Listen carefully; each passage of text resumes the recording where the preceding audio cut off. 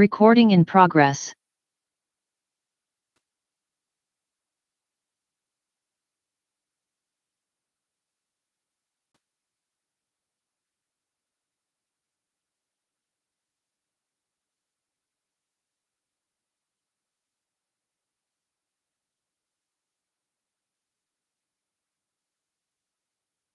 The mics are still off. Oh, there we go. We got them now. I'd like to call the regular meeting of the Milton Board of Zoning Appeals for March 21st, 2023 to order. Please join me for the Pledge of Allegiance.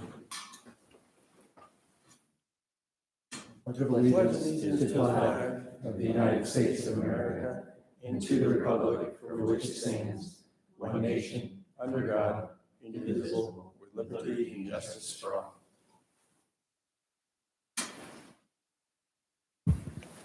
Item 3 on our agenda this evening is the introduction of board members, starting to my left.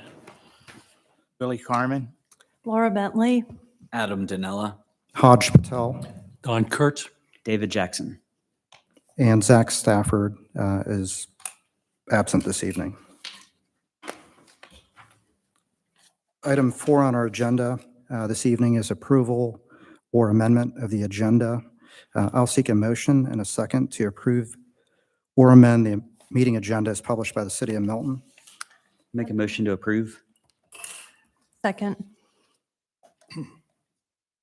We've got a motion from David and a second from Laura to approve the meeting minutes for this evening as published. Is there any discussion? Just to be clear, we're still on the agenda, right? Supposed to do the agenda, approve the agenda. I think the motion was for the agenda, and then we're going to get to the minutes. I'm sorry. I approve it all. I'll seek a motion and a second to approve the meeting agenda as published. I think that's what you called for, and it was just when you announced. Oh. It was. Sorry. We got a motion from David and a second from Laura. Is there any discussion? I'll call for a vote on the motion. All those in favor say aye. Aye. All those opposed say nay. Motion passes unanimously. Item 5 on our agenda is approval of the past meeting minutes. I'll seek a motion and a second to amend or approve the February 21st, 2023 meeting minutes published by the City of Milton. I'll make a motion to approve the February 21st, 2023 meeting minutes as published. Second. Is there any discussion? I'll call for a vote on the motion to approve the February 21, 2023 meeting minutes as published. All those in favor say aye. Aye. All those opposed say nay. The motion passes unanimously. Item 6 on our agenda this evening is consideration of primary variances. The Board of Zoning Appeals is a quasi-judicial board comprised of resident volunteers of the City of Milton. The board is charged with hearing requests for variances from the standards of the zoning ordinance and appeals of administrative determination. With regard to decisions on primary variances, the board's basis for decision is provided by these 4 considerations. A, relief if granted would not offend the spirit or intent of the ordinance. And B, there are such extraordinary and exceptional situations or conditions pertaining to the particular piece of property that the literal or strict application of the ordinance would create an unnecessary hardship due to size, shape, or topography, or other extraordinary and exceptional situations or conditions not caused by the variance applicant. And C, relief, if granted, would not cause substantial detriment to the public good and surrounding properties. And D, that the public's safety, health, and welfare are secured and the substantial justice is done. First primary variance this evening is V 23-03-13990 Freemanville Road. Michael, will you please present? good evening, board members. The property address is 13990 Freemanville Road, and the applicant is seeking the following variances. To allow an existing basketball court to encroach a 25-foot side setback requirement by 14.4 feet, section 64-416C1, and to allow an existing accessory structure to encroach the 25-foot side setback requirement by 23.5 feet, section 64416C1. The site is a 9.36 acre parcel located on Freemanville Road. This parcel is located in the Watson final plat recorded through Fulton County in 1988 that predates cityhood, shown in Exhibit A. The property is zoned AG1 and is located in the rural Milton overlay district. This is a unique property that is void of any front setback. It has 4 side setbacks shown in green at 25 feet apiece and 2 rear setbacks shown in red at 50 feet. Essentially, the city of Milton recognizes the setbacks that were recorded with Fulton County from 1988. When reviewing the guest house, we made sure the location was behind the front plane of the house. So you'll see later on, actually the aerial will show it better, but here's the house, here's the guest house location. We deduced it was behind the front plane of the property.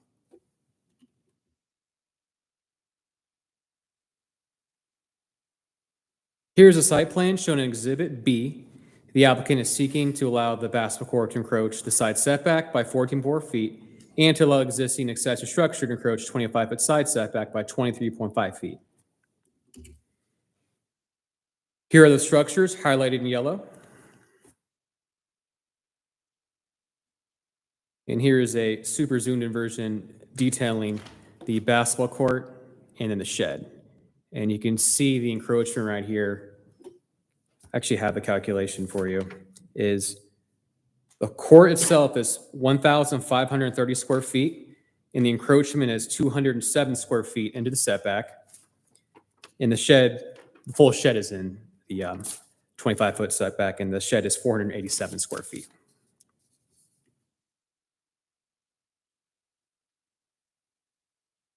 The overall size of the lot is 9.36 acres on site, and the site plan shows after the flag stem where the buildable area is located, the lot has a depth of 396 feet and the width of 1,126 feet.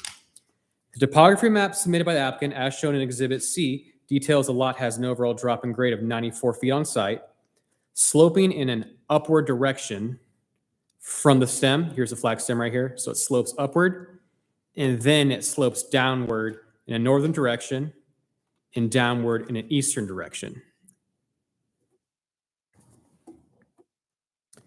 Per the applicant's letter of appeal, the basketball court location was chosen being the flattest area in the property and to avoid building over the septic lines located on the north side of the property and the west side of the property.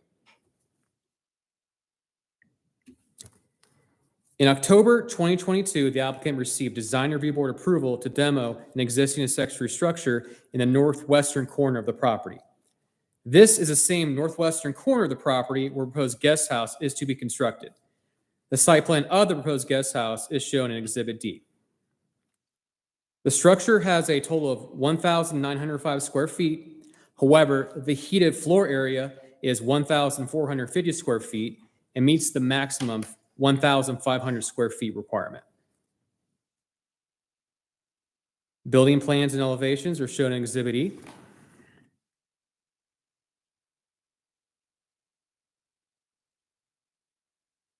You can see on the bottom, essentially the basement level, it's unfinished, non-heated.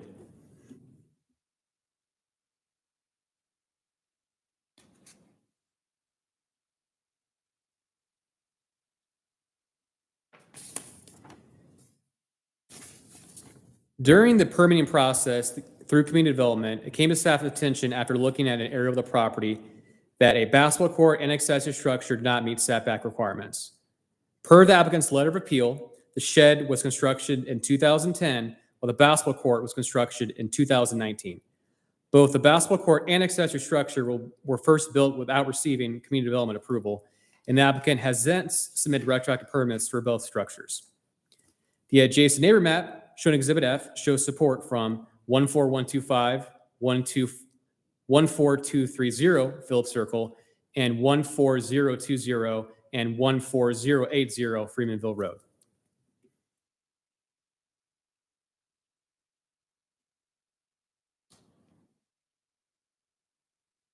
Staff also received a water runoff concern letter from several Triple Crown subdivision property owners located west of the property regarding the newly proposed guest house and driveway.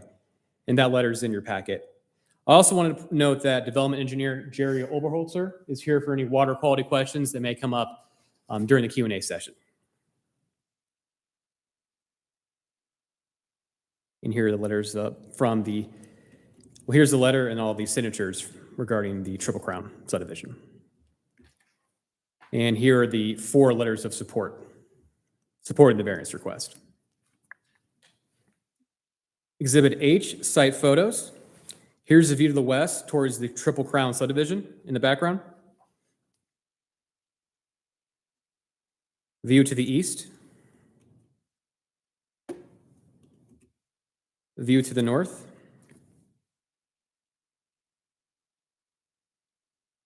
View to the south towards the closest neighbor in vicinity from the shed in the basketball court, which is 14020 Freemanville Road.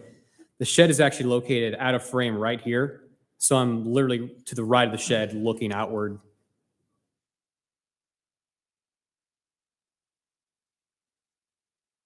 Here's a view from the bottom of the driveway, which truly illustrates the steepness of the property.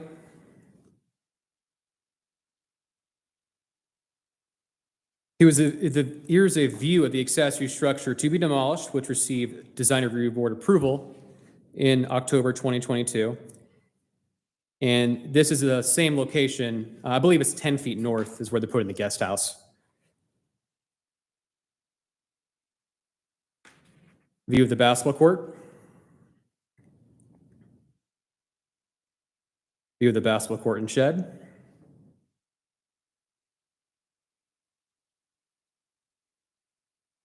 More photos of the shed. And here, actually, this is where I took the picture, looking towards the neighbor's property, right here, looking over the fence. And then lastly, here's a view of the front of the shed. On March 7th, the DRB met and had the following comments. DRB recommends approval of the variance requests. The proposed guest house location is compliant and the shed and basketball court are existing. A neighbor to the west in the Triple Crown subdivision voiced their concerns about water runoff from the proposed guest house that has not been constructed yet, and the board recommended that the neighbor reach out to the variance applicant. If approved, staff recommends the following conditions. The location of the basketball court and accessory structure shed shall be as shown on the boundary line survey from Blackmar Land Survey and received on February 2nd, 2023 by the Community Development Department, and that a foundation survey will be required for all future construction. Any questions for staff? Go ahead.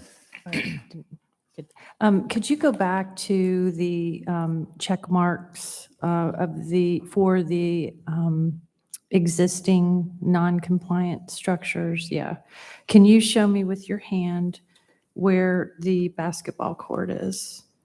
Right here. Okay. Yes. Thank you. I just want to make sure I had that. Thank you. Yes. When was the basketball court and shed built? Shed was 2010, and the basketball court was built in 2019. And if I'm talking to the applicant, they bought the property in 17.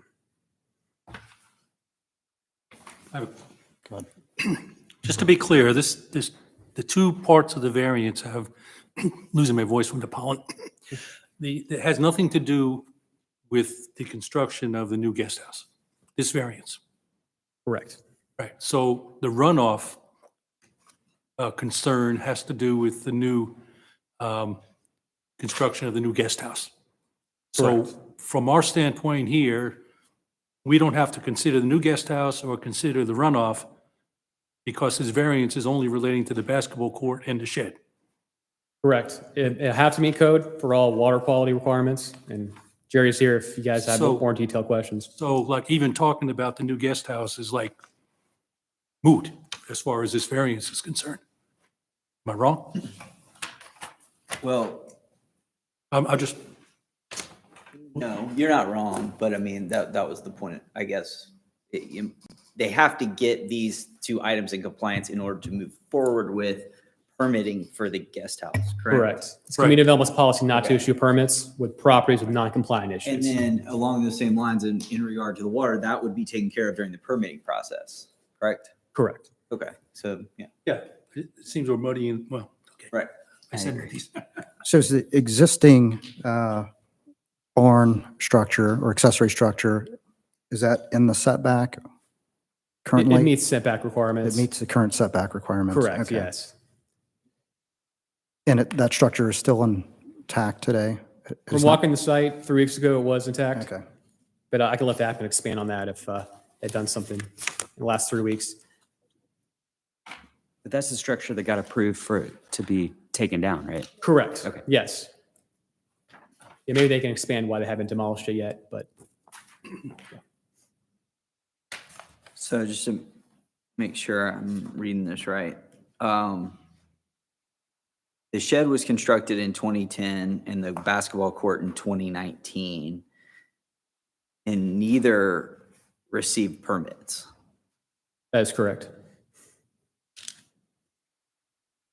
And I'm sorry to interrupt. No, go ahead. Sorry, the applicant moved in 2017, so one structure was constructed non-compliant before they moved in, and one was done after they moved in, correct? Okay, Correct, yes. Thank you. My assumption would be that had they permitted the basketball court, y'all would have found the structure being non-compliant. At that point, they would have had to get a variance for The the shed? shed prior to building the basketball court. Right, all existing structures are required to be on a site plan, and it would show the shed. So if a driveway is approved in the setback, and is there any difference in what the concrete is used for? Yeah, the driveway can go right up against the property line. And they have a water quality plan that it won't increase. I'm talking to Jerry. So essentially, will be at least, at the very least, neutral and potentially better than what it is now, even though they're adding 2,000 square feet for a new driveway and then 1,900 square feet for a proposed guest house. I'm with Don. I don't think that the new guest house has anything to do with our meeting. Can I ask will Jerry speak, or will he only answer questions if we have questions for him? Q&A, Okay. yes. I would just like to ask a few questions Yeah, of Jerry, absolutely. just to put, Go ahead. sorry, just to put, the process, the timeline in check Yeah, for absolutely. those that are concerned. This is, I agree with you, but I also, know we have people in the public here that might not understand Mhm. how this works. So my question is, Jerry, at what point do you come in to mitigate the impact to the adjacent, neighbors?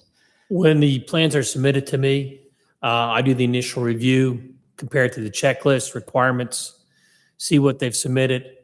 We require when a structure like this is, they're going to have to come back and do a hydrology study.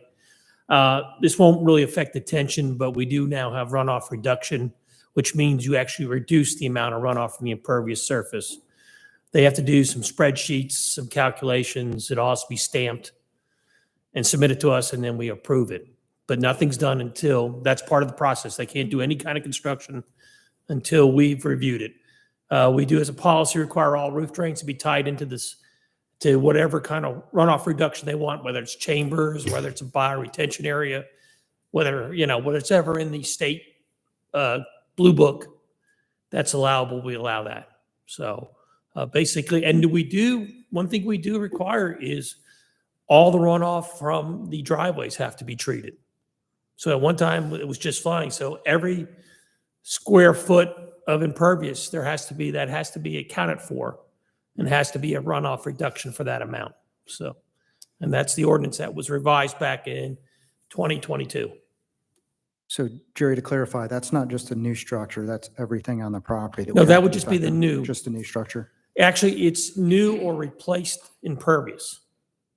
So I will elaborate I was just on a call. We do a report to the state on our stormwater. Roswell requires everything over 1,000 square feet to be treated.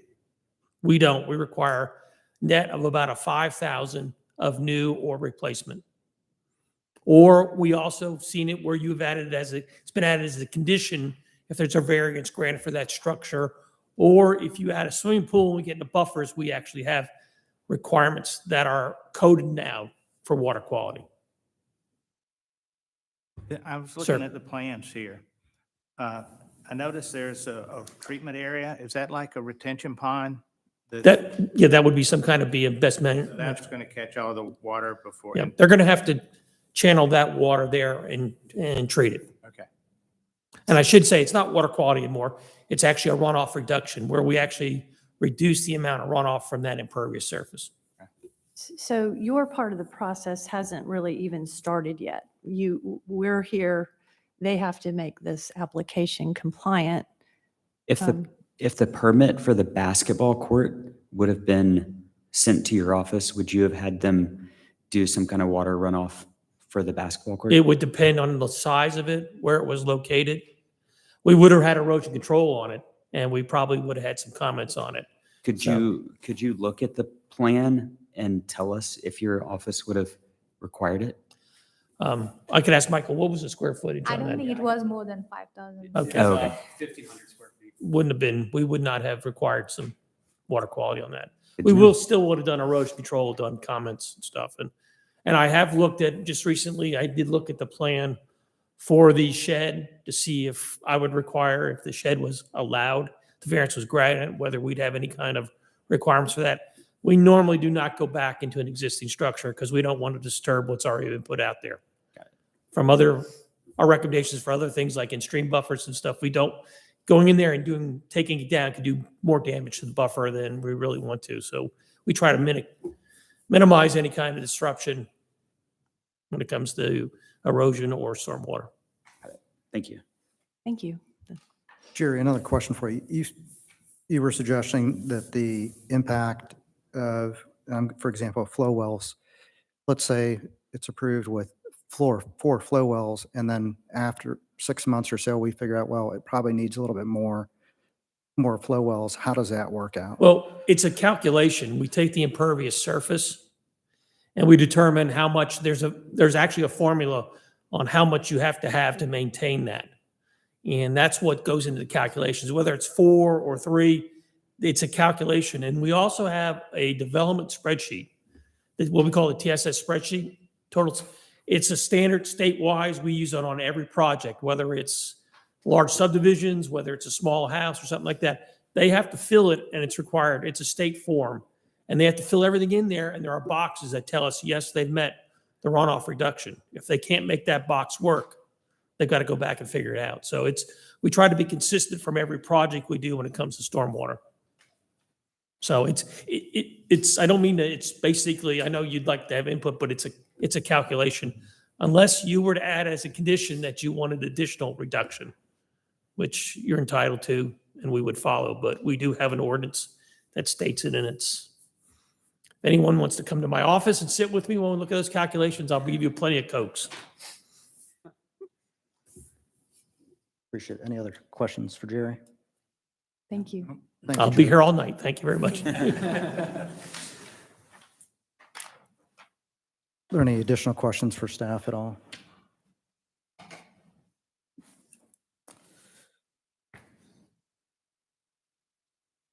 We'll have a combined 10 minutes for the applicant to make any opening remarks, public comment from anyone wishing to speak in favor, and a closing statement from the applicant. There will also be an additional 10 minutes for public comment in opposition. Will the applicant please come forward and state their name and address for the record, please? Additionally, during your presentation, if you can address the 4 considerations that this board needs to take into account, that would be helpful. Yes, sir. Good evening. My name is Mike Reed. I live at 5540 Snowberry Drive in Sugar Hill, and I am the project manager for the construction company that has been hired for the guest house. So upon we have a few reasons for our hardship for the location of the basketball court and the shed. First reason why it was put where it was put was really had to do with the house and basically the kitchen. They wanted to be able to see their children from the kitchen is on that east side of the house. They wanted to be able to see them out that their kitchen is all glass. So they wanted to be able to see all the kids right outside the kitchen. So that was just one of the reasons. A second reason was also the left and rear side of the house is where the current septic tank and septic fields are located. So that eliminated that as an option. Another reason was the location that was chosen had minimal to no trees to be taken down, so they didn't have to, I know trees, you always have to go to the city first. And really the fourth reason, and probably the most important, does have to do with the topography. As Michael mentioned, that the location from the garage to the basketball court is the flattest spot on the entire property. Everything else around that slopes downhill. So this just seemed like I guess an obvious place to put it, along with those other reasons, because it minimized the amount of grading. You didn't have to bring in large equipment. If you put it anywhere else, you were going to have to bring in large equipment and probably do footings, retaining walls, backfilling, and just, probably the cost would be 10 times what it was. So those are really the four reasons on why it was put where it was put. I'd also like to mention that I don't believe there is no detriment to the public safety or health. Here, there's no drainage issues. It has been there. It's existing. It has been there for 3 or 4 years, so that there are no drainage issues going on from either the court or the shed. And I guess the last thing I would like to mention is what Michael had also mentioned, is we do have support from 4 neighbors, 2 of which are the closest to the structures. They have seen the site plan. Of course, they've lived behind there, so they're well aware of it. But we do have signed support from these 4 neighbors. So I think that's what I have, and if I'd be happy to answer anything that I can.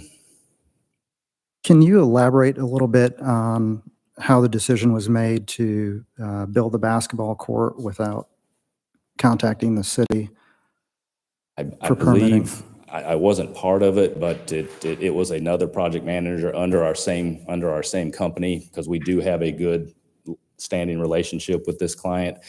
So I believe the other guy, it was done in conjunction with a remodel that went on at the time. So I don't believe the project manager who was there at the time, he either just didn't know he needed to do it. He's no longer with our company, so I've tried to reach out to him on this, and the only thing I found is he doesn't even live here anymore. I think he lives in Colorado or something like that. But I honestly just think that he didn't know better. I know that is not a greatest of reason, but they did permit the renovation they did to the house. For some reason, they did not permit, and that would have been his decision, the project managers. The clients are not in construction. They didn't know to raise that flag, and I personally was not around. I have been hired for the guest house. Is the basketball court still usable if we cut it so that it's no longer in that setback? I believe staff had said it was roughly about 200 square feet. Yeah, obviously we would prefer not to do that, but you would just lose part of the space. Plus, it would probably involve having to get equipment up there and do some grading, I guess, because you'd have to do something with that space that you just cut out. So I think, along with like what Mr. Jerry mentioned, if you go in there and demo something, you are creating runoff or things that you have to deal with that are currently not there.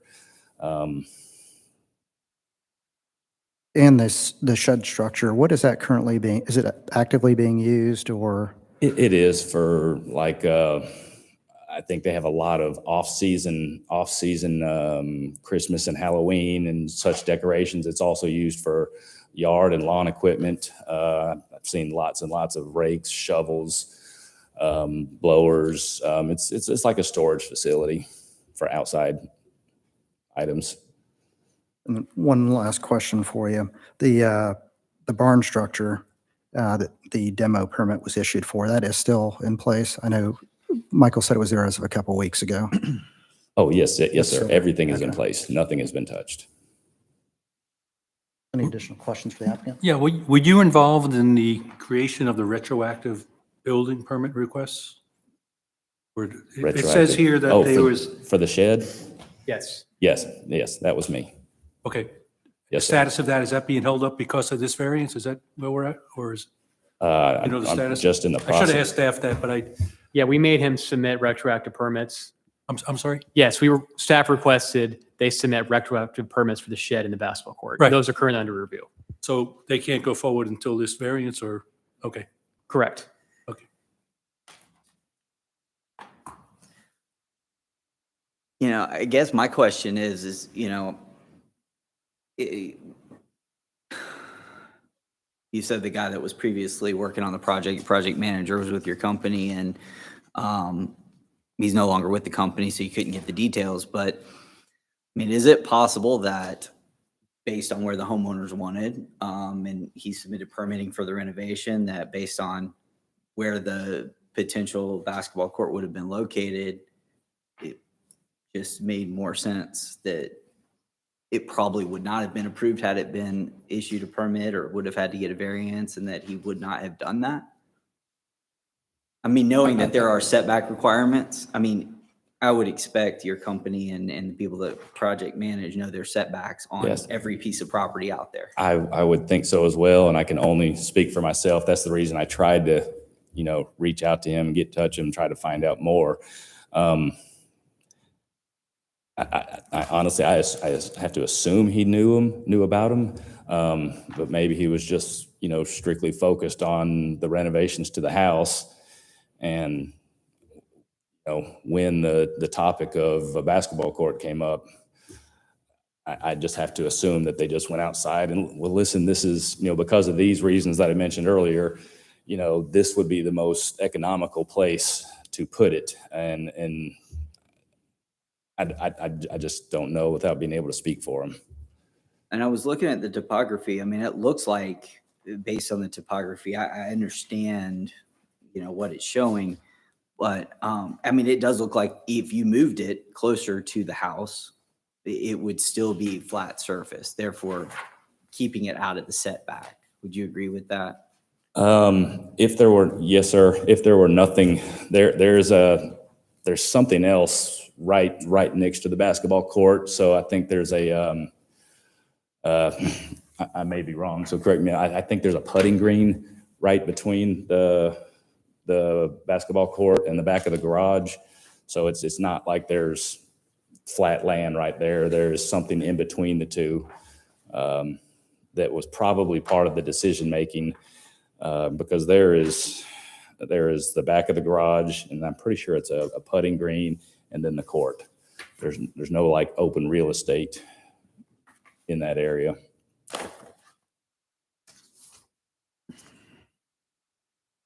Any other questions for the applicant?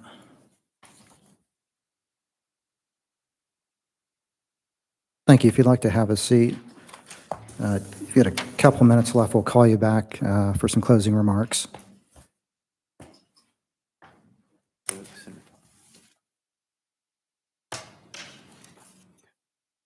Shuba, do we have any additional letters of support that folks want to speak? Yep, we actually have 5 people, or actually 4 people to speak. In favor? Yeah. 2 of them have clearly said they support them. 2 of them have not clearly said they support. Okay. I'm gonna be using.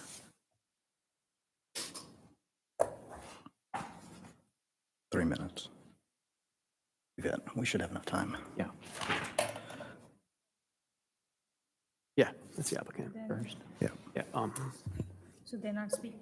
Say they want to speak. Right. So. Yeah, okay.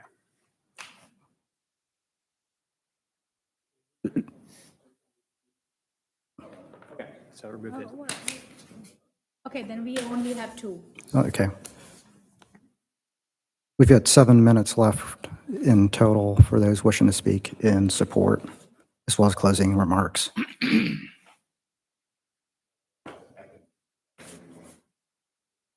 Okay. Sure. Your name and address. Can you state your name and Andrew address? Shorkey. I'm the owner of 13990 Freemanville Road that we're discussing here. I think the only clarification is the location of the court now.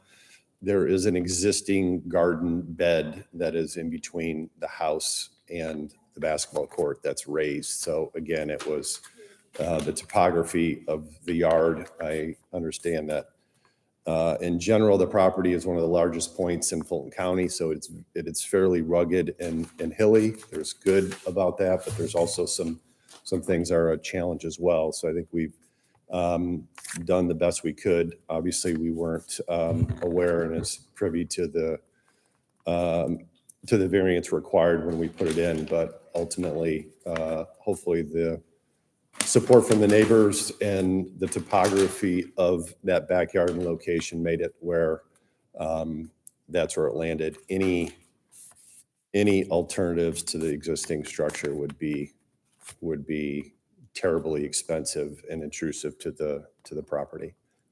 So that's the only clarification I have. Got a question for you. Yep. Related to the shed structure, would you be willing to remove that shed structure that's back there?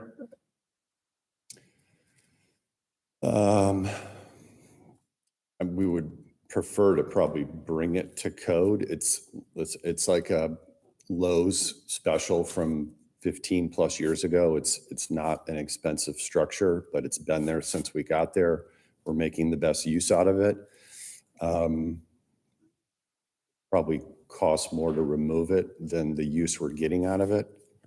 I don't know how it would change erosion or anything there. It's been there for quite some time. The reason I'm asking the question, we basically have two structures that are in the setbacks, and the city has setbacks for a reason. Sure. And so we're trying to respect the ordinance as it is from that standpoint.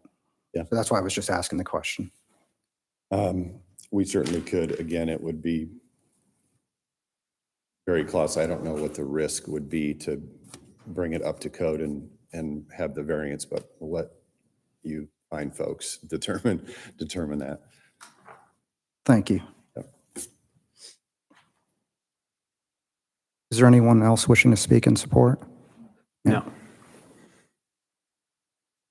Anybody wishing to speak in opposition?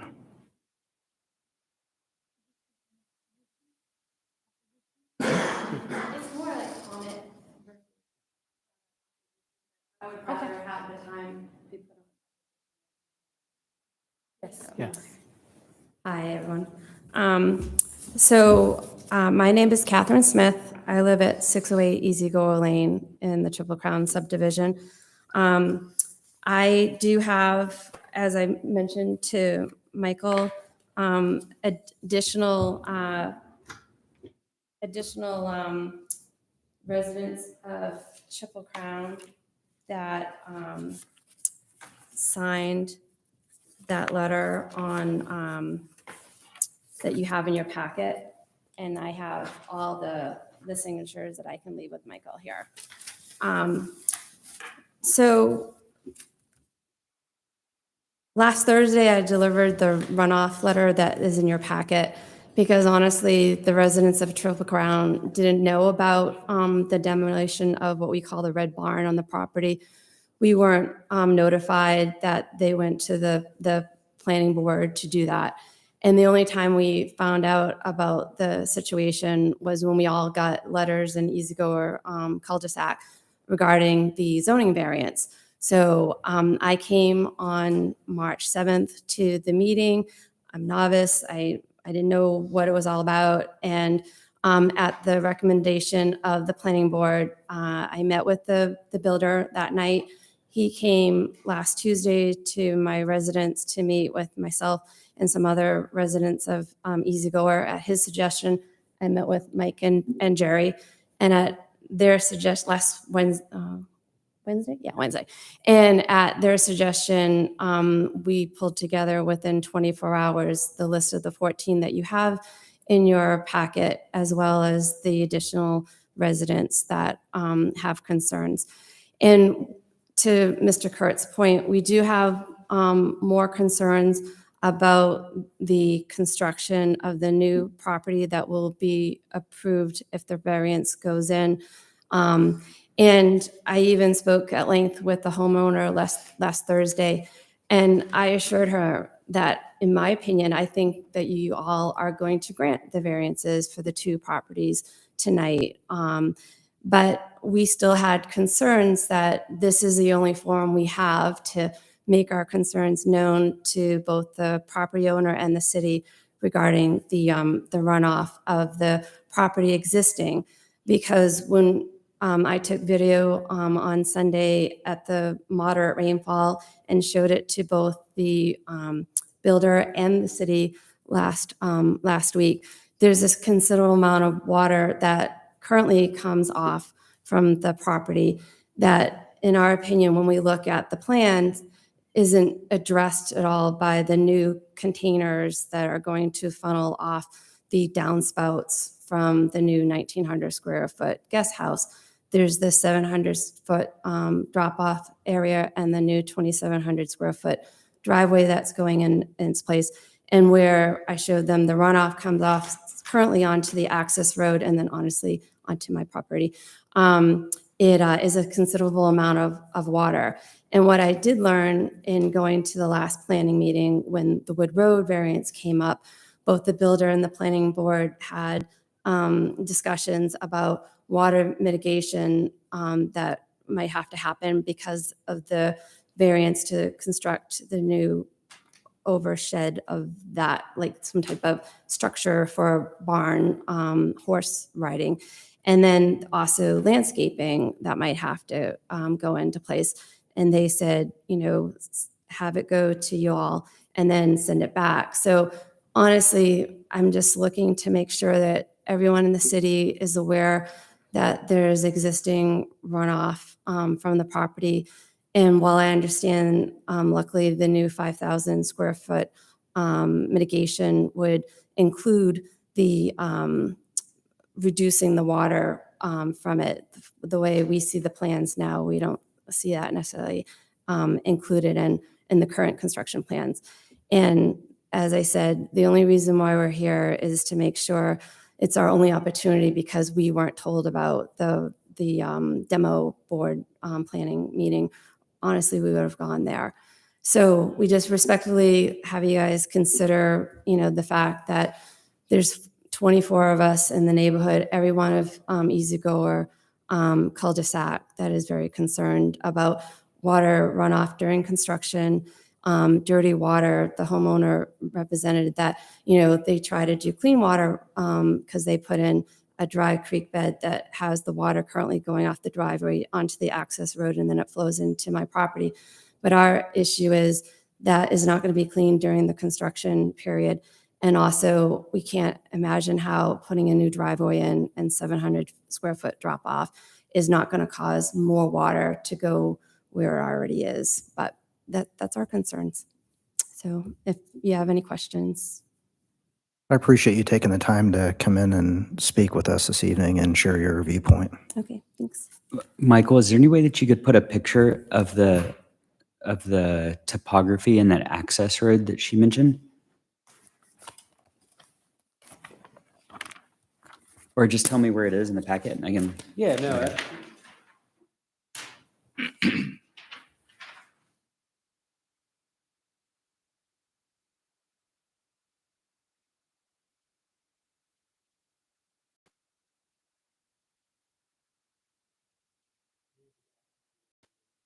Oh, okay.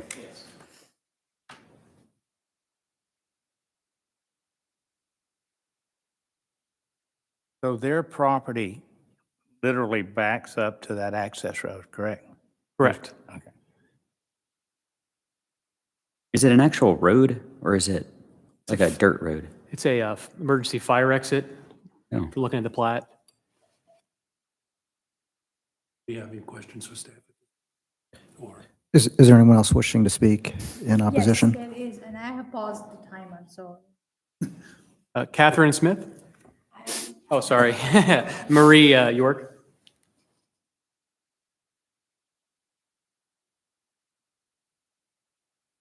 We got about 5 minutes and 15 seconds. Might take a minute.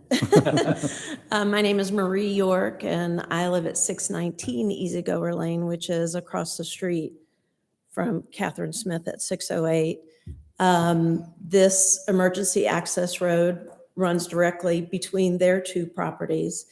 It's a road used by Triple Crown residents quite often. People walk their dogs back there, use it to cut through to go to Freemanville or Wood Road. It's very busy foot traffic, I guess you could say. There is a lot of water that comes down that hill. And I've seen the video that Kathy took, and I knew there was a lot of water, but to see the video, you visualize it, because I see the debris that comes down the road. Their property is absolutely beautiful. Have no problem with, it's going to be a beautiful structure. Mike, the builder, met with us. You know, I'm sure they're going to do everything they can. We just, like Kathy said, want to make sure that the water doesn't increase, and that it, hopefully with all the mud and construction, we don't have a mess back there. Because when they did do their original remodel, there was all of a sudden, after a rain, the road was caked with mud. And it was cleaned up, and I think they've changed some ways about how much water was coming down at that time.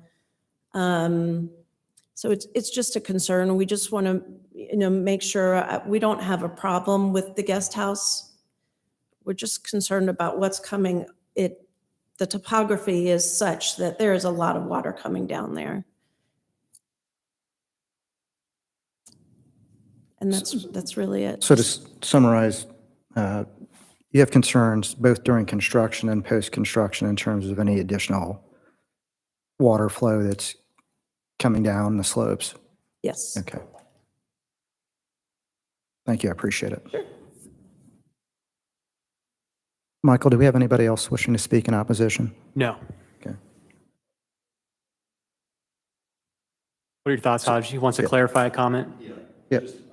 And you can make your closing statements as well and include that in there as I well. think the only comment I'd make is on the access road, all the water that's coming down, ironically, when the access road was created in the city, all of that stormwater is coming right back onto the property from the end of the access road. So there's an 18-inch storm drain that is coming right back down across my driveway. And so I know, hey, we choose to live there, it's high in the hill, water goes downhill, but it's going down to the access road. Obviously, we're going to do our best there, but it's flowing right back on the property and then out to Freemanville Road. So we are also dealing with it ultimately because of the storm drain is coming right back on the property, On your property. on ours. Yeah. Michael, can you put up the site plan?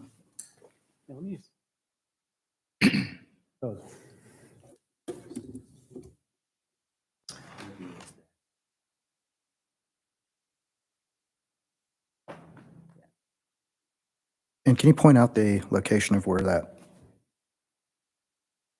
culvert's at? Assuming he means right here.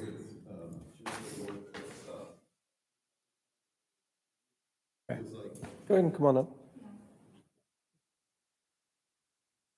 I think you're directionally correct. It's back towards the entrance, probably around 75 feet. So I would say right there is where the storm drain from the access road because it's a higher elevation, drops down in the storm drain, and there's an 18-inch storm drain pipe that pours directly into the property.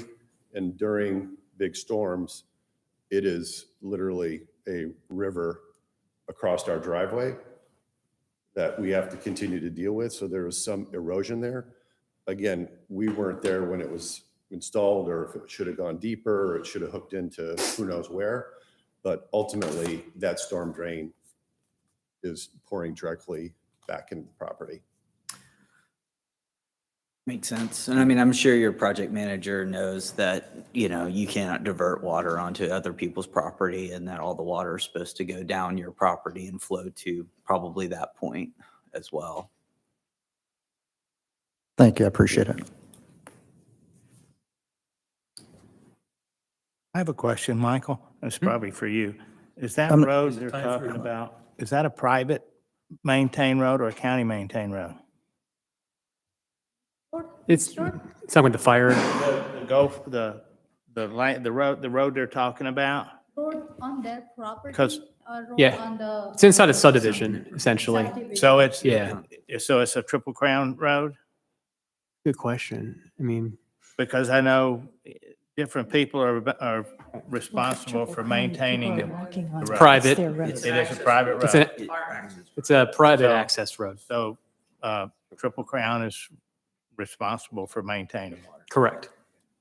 Okay, so if we're asking questions for Hold on one staff, second. I have two questions for staff. Sorry, If just we're one second. asking He's gonna questions for close staff, Michael and Shuba, do we have anyone else wishing to speak in opposition? No, okay, thanks.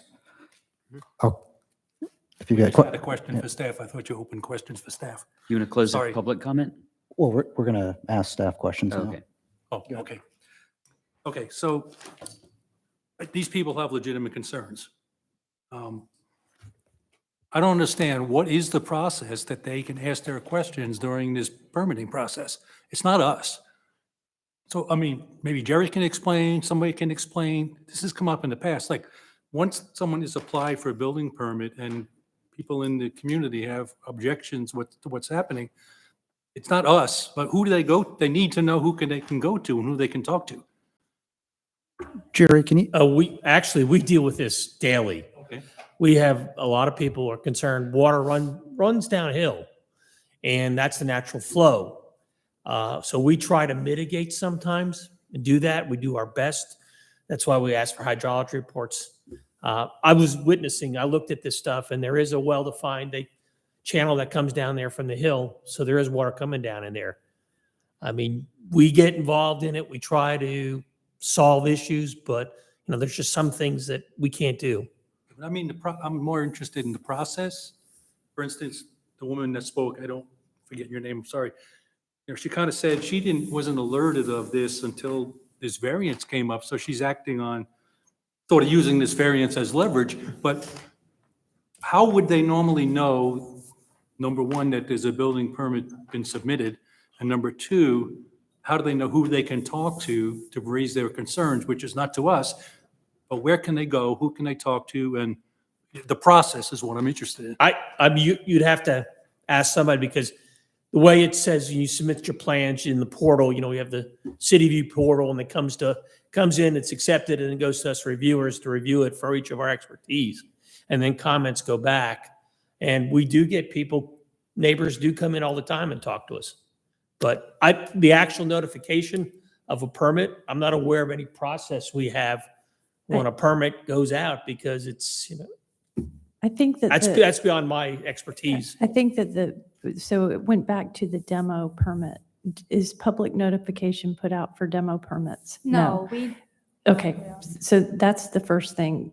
We don't do any public notification for demo permits, but you were notified, the public, for the variance requests. That's the green sign that's up, correct? And that's the letters that you got, so that you were aware that they were applying for a variance. So we've met the notification requirements for that. When it comes, I just want to clarify that the building permit, we're not even to that point yet. That was Jerry's comments, that we are in the process. If this goes forward, all of these different things will kick in, hydrology studies, to become compliant with the building code. So that might be very confusing because it's not addressed right now, because we haven't passed go with these. I can tell, I don't mean to interrupt you. No, no, go But- ahead. But we are, when the process comes through, it goes through reviews, comments, and then it's issued. We have a pre-construction meeting where our chief site inspectors, we now have 2 inspectors, which is really great. We've doubled it. We meet with them. All the BMPs have to go in place. All the silt fence goes up, construction entrances, concrete washout, all those stuff's on the plans. And we hold them now very much. If it's not on the plan or there's a change of plan, they got to resubmit it. So, and then we get comments. A lot of neighbors call us repeatedly on this. We are now tracking all that. We try to be proactive on that, but we'll be on top of it. And then we have inspections that go on. And I'll tell you right away, if there's a discharge of sediment off the property, that project is immediately shut down. I now have the ability to cite for illicit discharges. We try to prevent that before it happens. So it's a proactive. I mean, you'd be surprised the number of calls we get. And stormwater is always, nobody has a stormwater problem until it rains. Just to kind So, of I help, mean, just to it's- help that along. I mean, whether they're here for a variance or not, they could withdraw their variance. They could go take the shed out, cut the 200 square foot, whatever it is, no variances. The guest house is still permitted by code. There would be no notifications to anyone Yes. at all about this. The only way somebody would know is, again, like you said, if there was excess water, your office got notified and you did an inspection. Yep. Correct? Now, I'm not, Mr. Fricky's the lawyer, but as I understand Georgia law is if you put additional water on somebody's property, that's a nuisance and you can sue for it, but nobody's ever done that because of it. We try to maintain, that's a lot of things. The reason we have stormwater ordinances now is try to fix a lot of problems that have taken place over the last half century. And I've been part of it for the last 40 years. So we're trying to be more proactive on that and we're trying to do it. And one of the things about runoff reduction, and when you put that water in some way, it sits there. So we're trying to mitigate those situations. There's nothing to say we're going to fix anything like that, and we can't do that. Things were built, things were done. We're just we got to really specify on what's in front of us, looking at that macro situation and not overall. I mean, I could spend a lot of money trying to fix all the drainage problems there in Milton. So going back to Don's point, the process would be if you see extra water runoff, sediment, whatever it may be, they just need to contact your office. Well, or I've city given them for my an business inspection card, so from we'll probably somebody get to be pretty good friends over the next. Sure.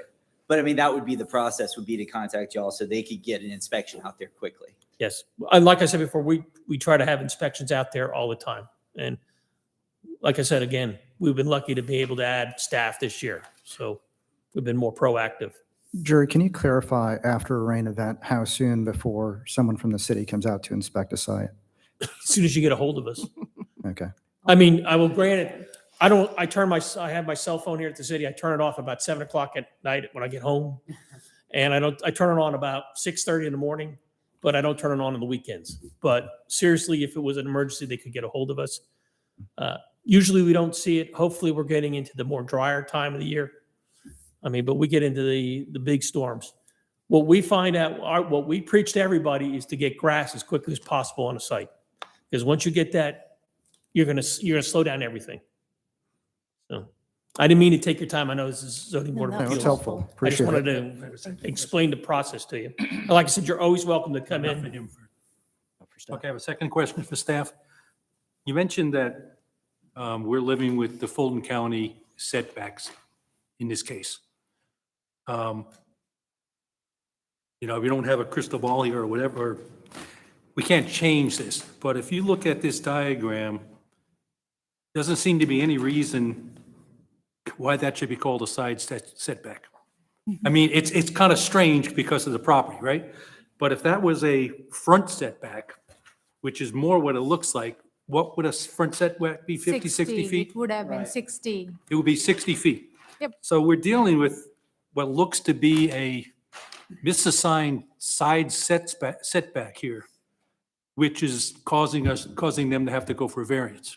I've looked at the site plan probably more than everyone in this room.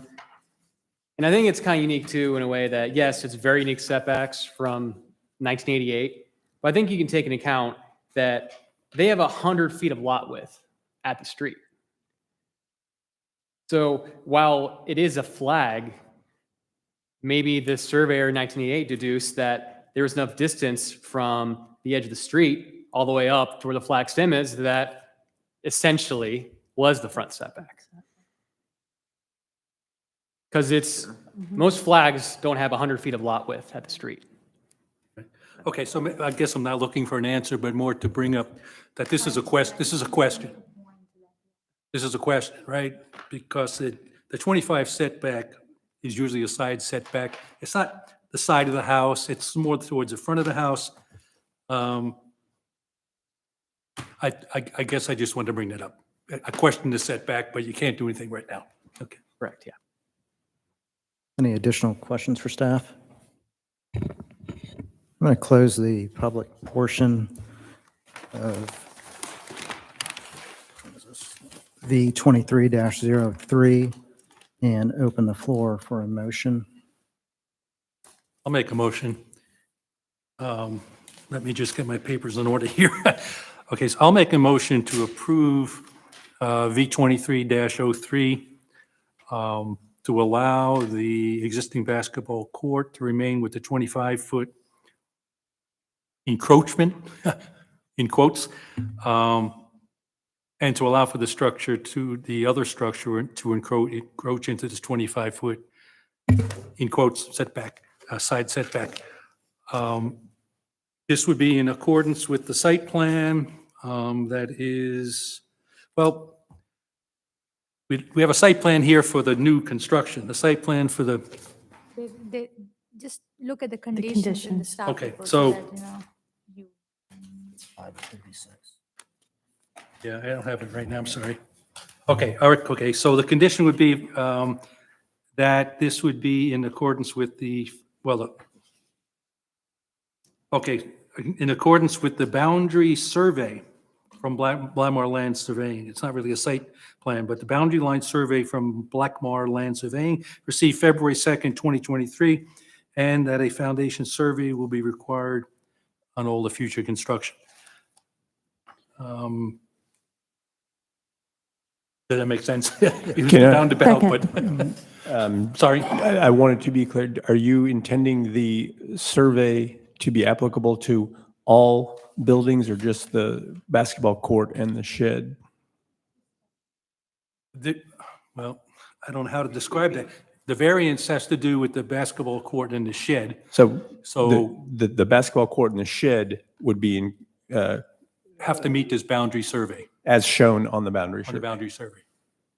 Thank you, yes. Okay. Yeah, we met with Paul to work out this condition because the site plan shows the structure to be demoed. So we phrased it in a way to say basketball court and accessory structure shall be shown. Okay, do you want to kind of repeat that, or you want me to repeat it? It's a little messed up, but I think it needs to Give be us y'all got the seconded. gist of it? I was going to second it before. Are you going to restate the motion, or do you want me to Yeah. second it? restate it later. Yeah. You guys can- Restate We it. have a second. Second. Is there discussion? I have a few comments. So this is always difficult trying to, looking at existing non-compliant structures. And when I look at the acreage on the slide, I know the property is beautiful. Certainly understand the concern with the neighbors. Probably would have put it anywhere else if you had that option, but the topo there is severe. I feel like the spirit and intent of the ordinance is not going to be compromised if granted, these variances are granted. The most impacted neighbors are in agreement with the variances. Those structures have been there for quite a while. So I feel that the public safety and health and welfare of those most impacted by these variance is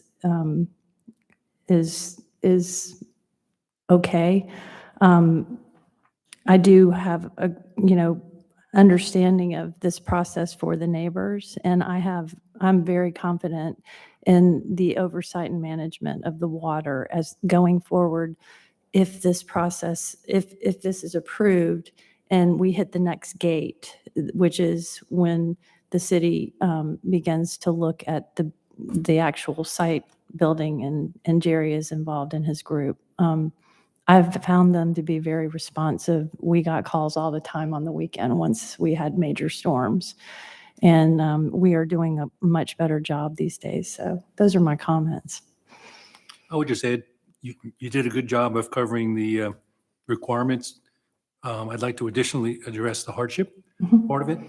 I think the hardship has to do with the topography and why they put it there in the first place, as far as situating the basketball court and that shed. But in addition, I personally think there's a hardship dealing with an old side setback from Fulton County that I think is questionable. So I think we have to just consider that. That's a good point. Well, I'm going to disagree to an extent because, the spirit and intent of the ordinance, under the circumstances, we've got two structures that have been built without permitting, all during cityhood. So 25-foot side setbacks, 25-foot side setback for Fulton County. It's the same for the city of Milton. It has been since 2005. So the permit process didn't happen. By granting this type of variance, I can say there are some topography issues. However, I still don't know, nor did they give us the ability to make a decision as to the best placement of a basketball court outside of the setbacks. And it looks like there's potential to be a flat area where it would not have encroached in the setback. And that is a condition that's been caused by the variance applicant. The shed, on the other hand, I mean, if it's a, shed that you buy at Lowe's and they come out and install it and you just point where to put it and it was a prior homeowner, they still didn't go through the right process. It encourages, it allows people to watch something like this and just say, hey, I'm going to go do this. And as long as I don't do anything else on my property, nobody's going to find out about it. And that is the problem I have with this. They hired a company who knows their setbacks on properties. They do. I mean, there's all there is to it. How much of a setback, whether he knew where the setback was, is another story. But the fact of it is that I don't see the hardship at this point in time for these two structures. And my expectation is that, we're going to continue to get more and more of these, like, I don't want this here, so I want you to expand it over there, or I want you to move it back into this position, and then you just do it. And we've seen that multiple times now. Other times we've said no. In this particular instance, I'm not seeing the hardship that it had to be in this particular location based on the topography. It can be. Did it have to be of that size and magnitude to be into the setback? Did that shed have to be on the property line? I mean, it's up against the fence in the picture. I don't think it meets all four criteria for that reason. So I don't see how it would work. That being said, they can still build their guest house by removing a small portion of that and, adjusting the shed. I don't think that's a detrimental expense under the circumstances. And plus expense is not a hardship. I kind of feel the same way about the shed. I don't feel the same way about the basketball court, because if they turn the basketball court into a driveway, then it's approved. And I don't think the impervious area is affected by the basketball court.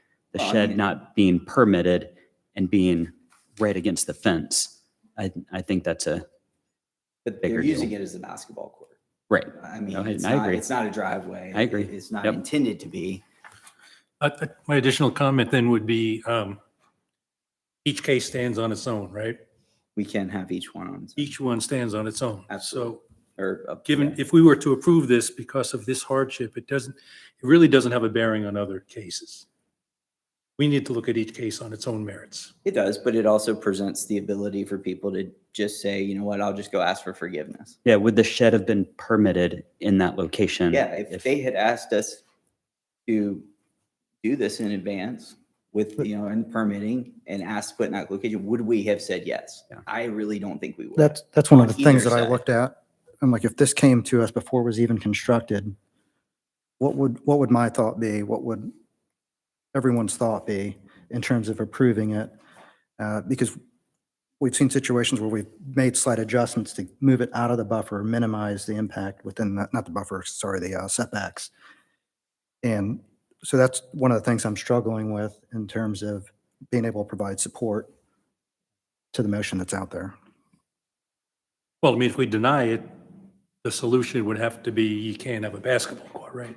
They would just have to remove the portion that's in the setback. But you can't take off a corner of a basketball court, can you? And still have a basketball court? Well, it depends on the size. but yeah. No. I don't know, it's maybe I not- didn't it's look at not the a full drawing court. close It's It's enough. not, it's not even a full court as is anyway. I mean, basketball hoop's a basketball hoop. There's you play on it. 700 and something, how many square feet into the, There's 207 square feet that are encroaching, right? So we would say cut off 270 square feet of a basketball court. 207 of, If that makes sense, was it I 1530? don't know, I don't know you could do that. But Could we make a motion to approve the basketball court and not the shed? Is that something that's, even though it's on one variance? We need to We'd have to make it, address we'd have this. to. We'd have to Right. make motions. We need to Motion. address what's on the table Right, we need to now. vote on what's on the table. Is there any additional? I have a question, technically. If this is from Lowe's, is this building considered a permanent structure or a temporary structure? Since they bring it in on the truck, I know there's some technicality with a temporary structure versus a permanent structure. Does that affect the way the setback at all? Like, could you put a temporary structure? No? No. Based on this picture, it looks. It looks pretty permanent, but it looks like it's been added on to, yeah. I mean, the purpose of a variance is, to decide if we're going to allow them to do this or not. Not to decide in retrospect, what would we have done and should we punish them for not having gotten a prior approval? I mean, I think, yeah, everybody should get a prior approval. That's a given. That's what the city requires. But we're looking at an individual case now and trying to decide, in this case, I mean, what if this was a horse barn? I mean, I hate to bring that up, but we approve these things all the time. We approve people going into the setbacks all the time. And we have reasons why we do that. But I think there's some things that we close our eyes to easier than others.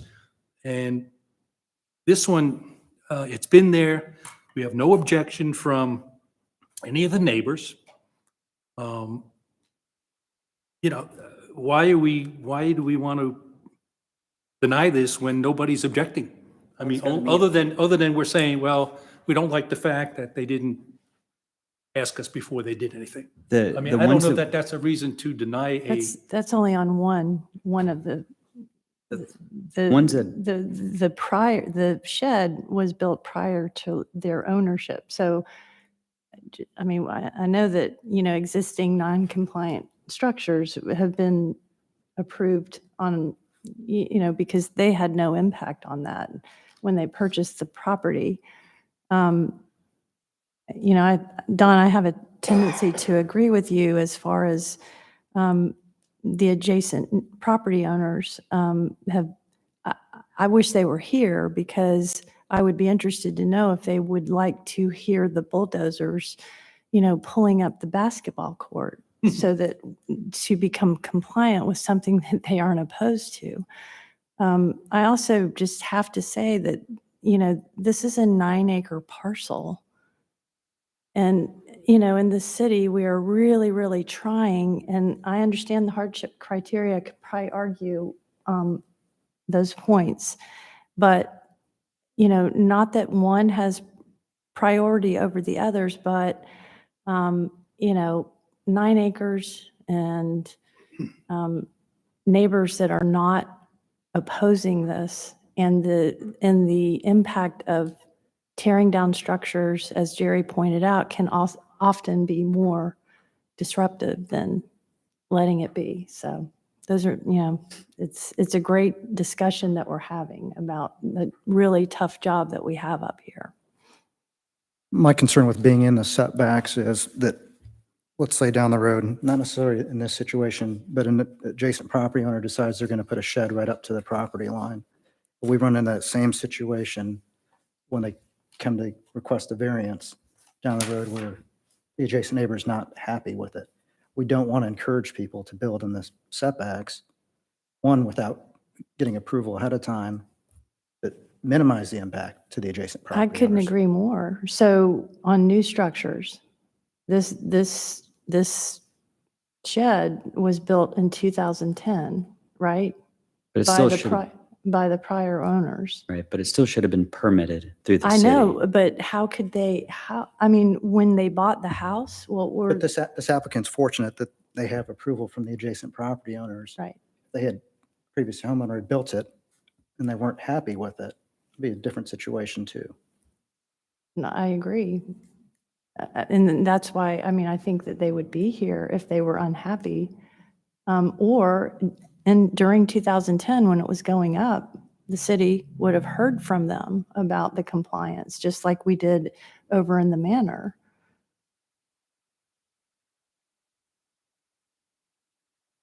Any other comments?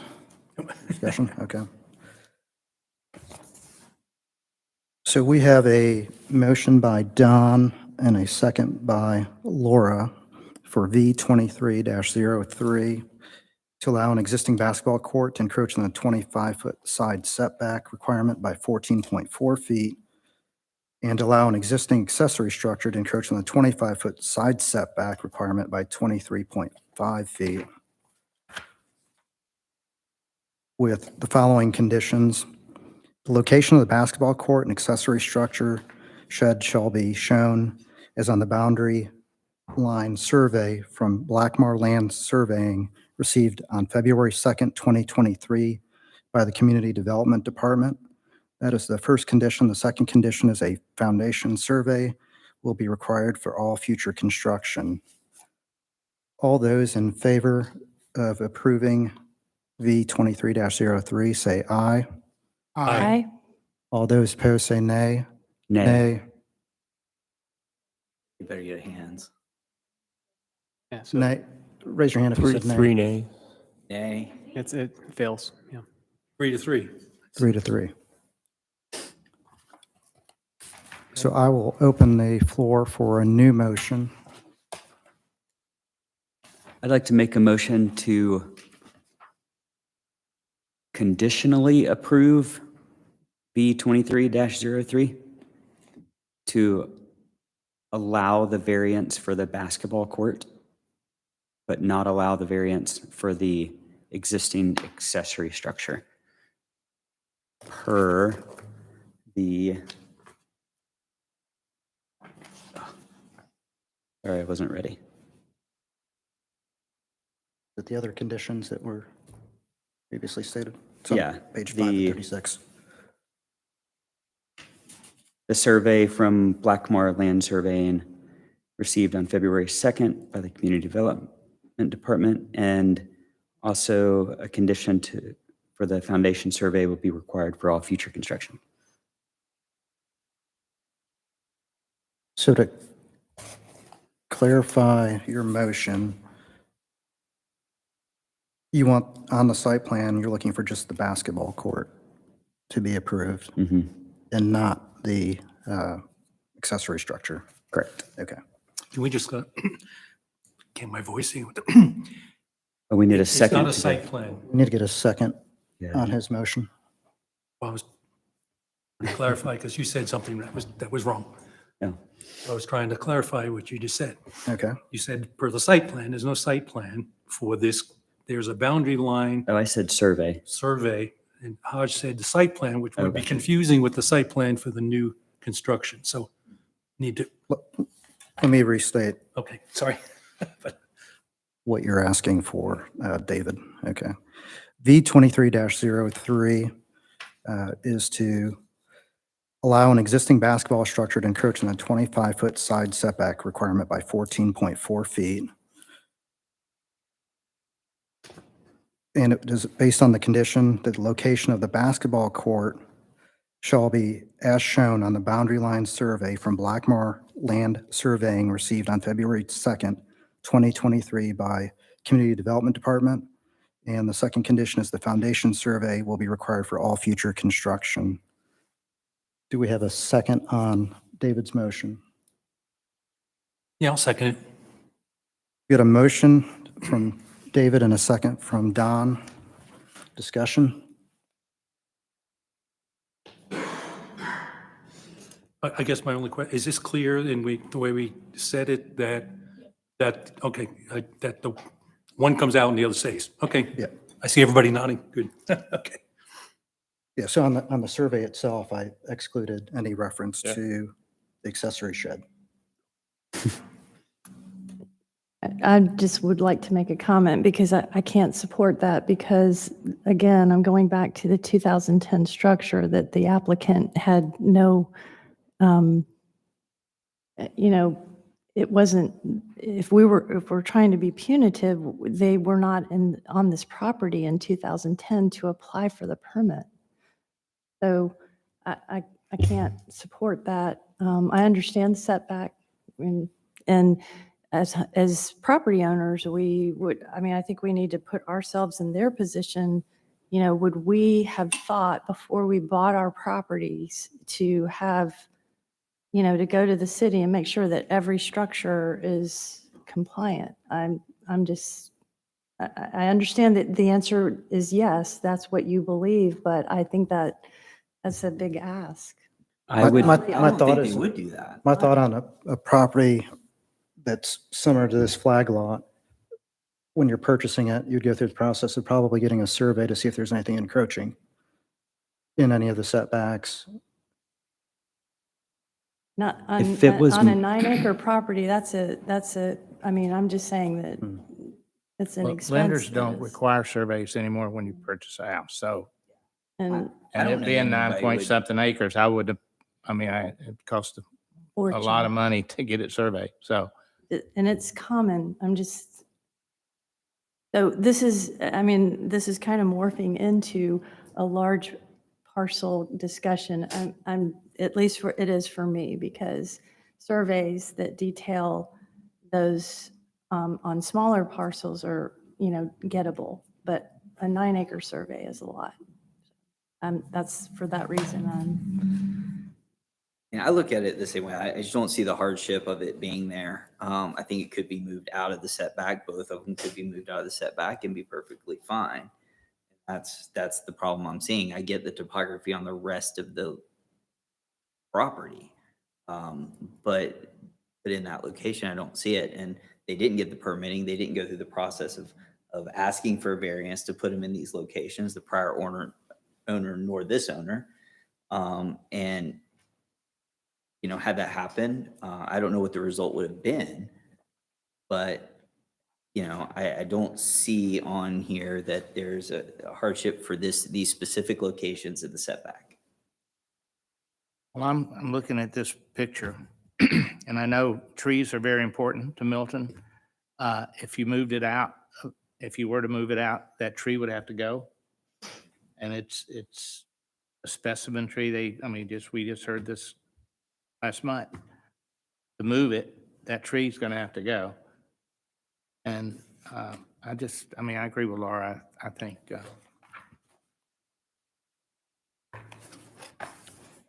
Any other comments? Let's put this up for a vote. We've got a motion from David. and a second from Don. Don made the second on that, right? Yes. For V 23-03, all those in favor of approving V 23-03 with the following, to allow an existing basketball court to encroach on the 25-foot side setback by 14.4 feet.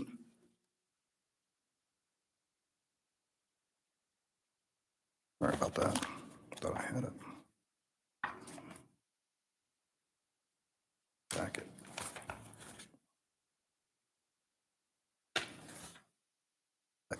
You have the condition out there. Oh, the foundation survey. Yeah, Yeah, the, there we go, thanks. the, With the following conditions, location of the basketball court shall be as shown on the boundary line survey from Blackmar Land Surveying received February 2nd, 2023 by the Community Development Department. And the second condition is a foundation survey that will be required for all future construction.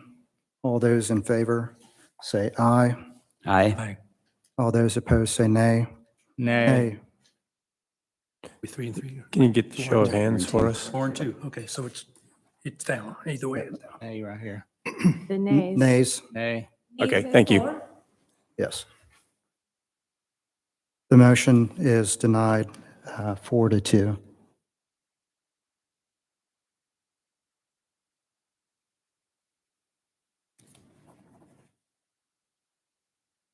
Sorry. The next item on our agenda. Hang on, and We gotta- that we the gotta make a motion motion. failed, so we do need to get another motion that we still Yeah. have to pass a motion. Make a motion to deny V 23-03 as stated.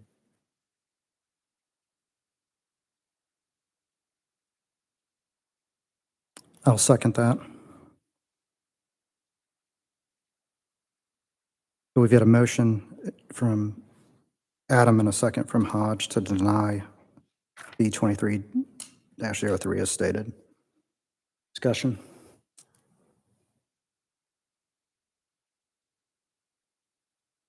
All those in favor of denying V 23-03 say aye. Aye. All those opposed, say nay. Nay. 4-2. 4 to 2. Open it up for a motion.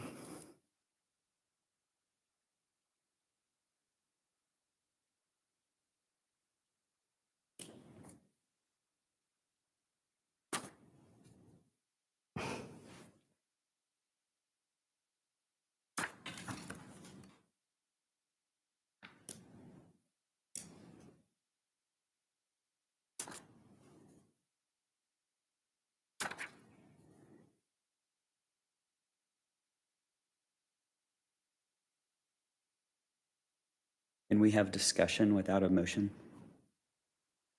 Put the motion first and then. Does anybody have a motion? I'll make a motion to deny for discussion purposes. And if you want a second, we can have a discussion. And then I'll withdraw. Well, I'll make a motion to approve. It doesn't matter. All right. Yeah, it doesn't matter. If you Okay, want to have a okay, discussion, we all just right. need to put something out there. Okay, all right, I'd like to make a motion to approve V 23-03 with the staff conditions. I'll second. Let's have a discussion. Okay, We've got a motion to approve from Laura and a second from Adam. Discussion? All right, so if we deny these variances, they can remove the shed, cut the basketball court, do what they want after that. That's correct. If we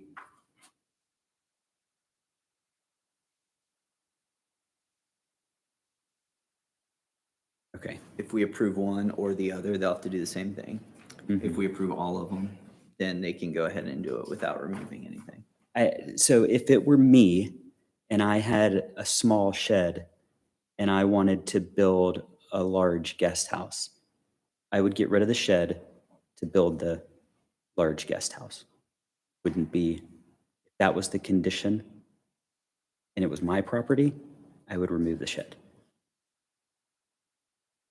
I think Billy raised a point earlier about the Neighbors. specimen tree. approve, the neighbors that are affected by the tennis court and the shed all approve the variance. I mean, they all, the four people on that side. And the issue that I'm seeing here is not the shed and the basketball court, it's the water runoff from the house. And one has nothing to do with the other. Right, and I don't think we even need to talk about the water runoff because that's not part of the variance. That's not because the water for the sheds run away from the subdivision. If you look at the Yeah, topograph, it's gonna fall it, back. it runs away. The concern is the water from the new structure, which we have nothing to do with. Right. I mean, we're concerned with the basketball court and the shed. And I think what we're struggling with is the hardship criteria. Well, I mean, Which and it is- was there, it was built in 2010. This homeowner had nothing to do with it. Right. He didn't know it was, I mean, he bought the property and, I mean, should he probably had a survey? Yes, but I mean, I bought 5 acres and I didn't have it surveyed. There were, and so you know, you can't fault him for not getting a survey because it would have cost thousands Well, of dollars. So it is something that you can do, but if we want to promote large acre lots, and that's what we say we want to do here, we need to not make it almost cost prohibitive to have surveys done. If you're buying 9 acres, having $1,000 survey It's isn't not gonna be cost. no, $1,000. they It's surveyed not by the $1,000. property line and there's a lot of footage. It's- I had to have mine surveyed. And Okay, so, well, Well, you we don't have- won't, yeah, we you don't have don't to have to. discuss, I mean, it's an opinion, so I certainly agree that I want to comply with the hardship criteria, definitely. And so if we all think back to things that we have in the past approved, existing non-compliant structures. Yeah, I agree, Laura, and I agree with your motion. I'd just be repeating what I said the first time, but everything that we've approved, though, has been prior to the city. yeah, let me just go ahead. Can I finish my? Sure. Okay. Now I lost my train. So anyway, I'll just be repeating what I said earlier, but I think there is a hardship here. It's an existing basketball court and a structure. We have the approval of the neighbors that support this. So the only reason I really think that we're debating here whether we should deny is something to do with whether we're somehow putting a punitive effect on these people because we don't think we want other people to be coming in and not having done a building permit. I don't think that logic is not right. We're looking at a case and we should decide if we want to support a large landowner here that has an existing structures that the neighbors don't object to. But we somehow getting mixed up thinking about, well, but what about the next guy down the line? I think that's false logic. We shouldn't be thinking about that. We should think about this case. So I support the motion. And I don't agree with how you phrase that. I mean, I think part of it is protecting the spirit and intent of the ordinance. That's the first thing. Would it offend the spirit and intent of the ordinance? Well, what is the intent of the setback? And if you don't get permitting and you allow people to build wherever they want, and then you turn around and they just want something new, or it incentivizes to me to an extent, go do what you want on your property. Then when you really need something big, come in, put your permit in, go ahead and get your variance for the stuff you've already built like 2 years ago. And, we'll give it to you. I think though I think that's going down a false path. I'm not disagreeing with you. I understand the No, concern. I know, You have a but valid that's- concern. we have to meet all 4 criteria. And I believe to an extent, public good in surrounding properties, yeah, they've approved this, but that the structures have been there. But again, I mean, are there exceptional situations or conditions that haven't been caused by the applicant? We'll have this, Maybe the shed, not the basketball court. but if we follow that logic, any case that comes before us in the future, and we've had many, We did it last week. we've had many, right, Last where they did something, they didn't have a building permit, but as we considered the variance, we went ahead and approved it. And we've done the opposite too. So I think we have a mechanism to review each one that comes in. I don't think we have to be concerned about what somebody might do in the future and keeping the whole of Milton from thinking about doing something without a permit. They shouldn't do that. But I don't think that's like we're going to enforce that by denying this. You know what I'm saying? I don't think it, I think you're thinking of a big picture and we got a small case. Maybe that's the way to put it. I'm struggling with the 4 considerations because after each consideration, there's an and. So we can't really be selective in terms of which ones we Which want to include and not So include. which one don't we meet? Well, I think it's not in keeping with the intent of the ordinance. The ordinance was there for a reason. Well, for half of, at least, for the existing structure, from 2010, well, on the. I agree with you on that existing structure from Okay. 2010. Yeah. That was out of the current owner's Yeah. control. Okay, so that leaves the basketball court. Okay, and the hardship for me on that basketball court is, again, the topography of this property. I haven't walked up the hill to look at it, but I think that it was probably a flat area where they didn't want to take a bunch of trees down. And I'm going back to the tree application and thinking, okay, I can find a hardship for not taking down trees because we did that night. And that's a hardship to me. So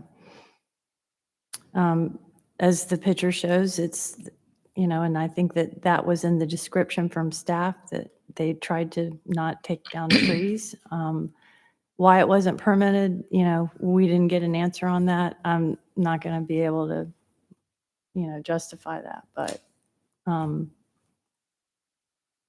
I think tearing up half of a basketball court is going to be far more disruptive to neighbors that don't oppose this basketball court.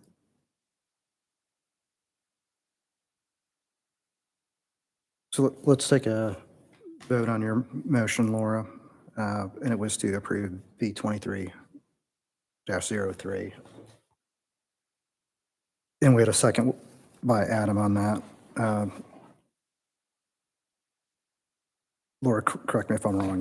She didn't put any conditions. Did you I want said to the add staff, conditions? I said the staff recommended conditions, which have the 2 bullet items that we've Yep. read already. I didn't read them again. Making sure you have it. Do I need to read those conditions again? No. No, okay. All those in favor of approving V23-03, say aye. Aye. All those opposed, say nay. Nay. David and Adam? Motion passes 4-2.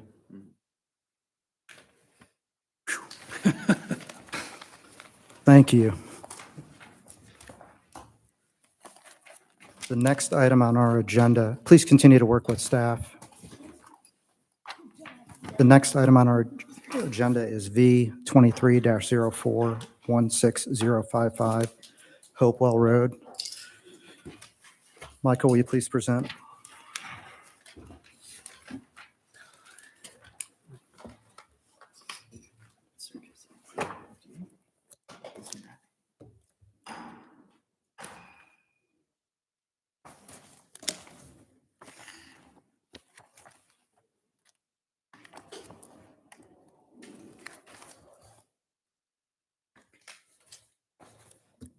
The property address is 16055 Hopewell Road. The applicant is seeking the following variances: to allow an existing single-family home to encroach a 25-foot side setback requirement on the northern side of the property by 0.6 feet, and the 25-foot side setback requirement on the south side of the property by 1.4 feet, section 64416C1.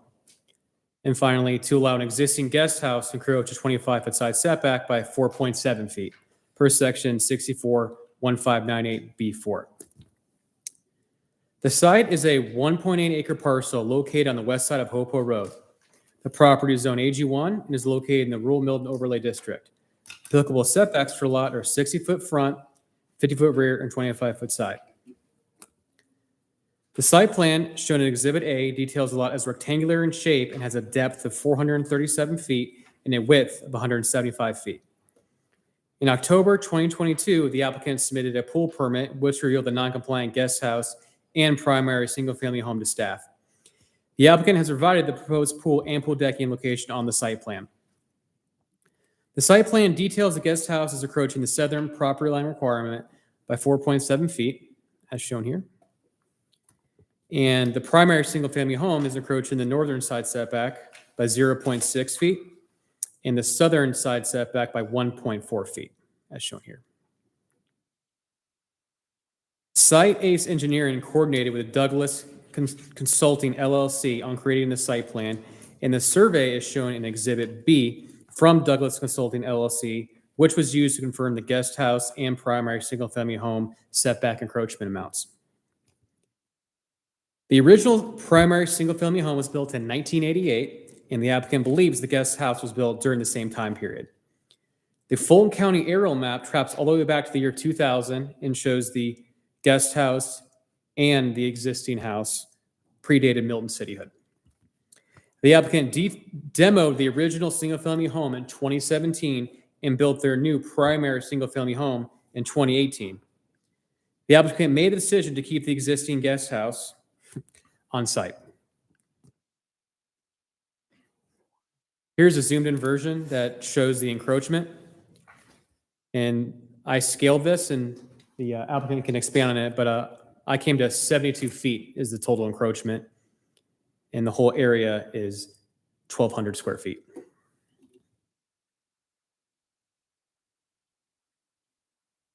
Here's the adjacent neighbor map showing support from 16065, 16049, and 16045 Hopewell Road. Here are the support letters.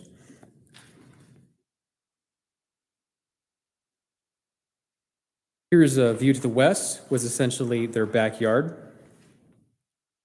View to the east, showing the driveway and Hopewell Road.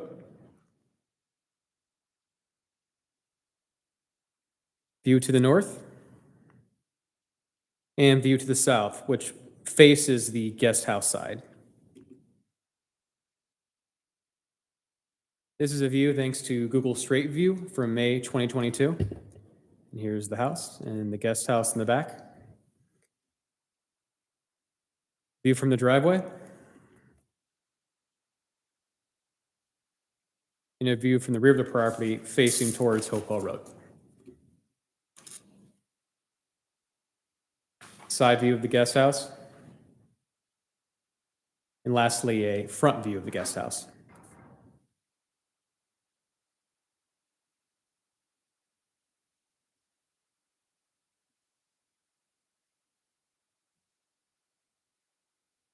My apologies, the conditions in your packet didn't get in that last slide, but I have them in front of me. On March 7th, 2023, the DRB met and had the following comments. DRB recommends approval of the variance request. The proposed pool and pool decking locations meet setback requirements, and the applicant is not seeking a variance for anything newly proposed, but rather to make the primary house and guest house compliant. If approved, staff recommends the following conditions. Per the site plan from Civil Ace Engineering received on January 31st, 2023 by Community Development Department, and also to provide a foundation survey during the permitting process of the future pool. Any questions for staff? Michael, what's the current use of the guest house? From talking to the applicant, it's just used for family members. And Okay. Yes. In the letter of intent, they detail they have 1,200 square feet of heated floor area under the 1,500 maximum. Question for you on conditions. Is there a need for us to put a condition that it can't be used as a rental or anything like that, anything similar to that?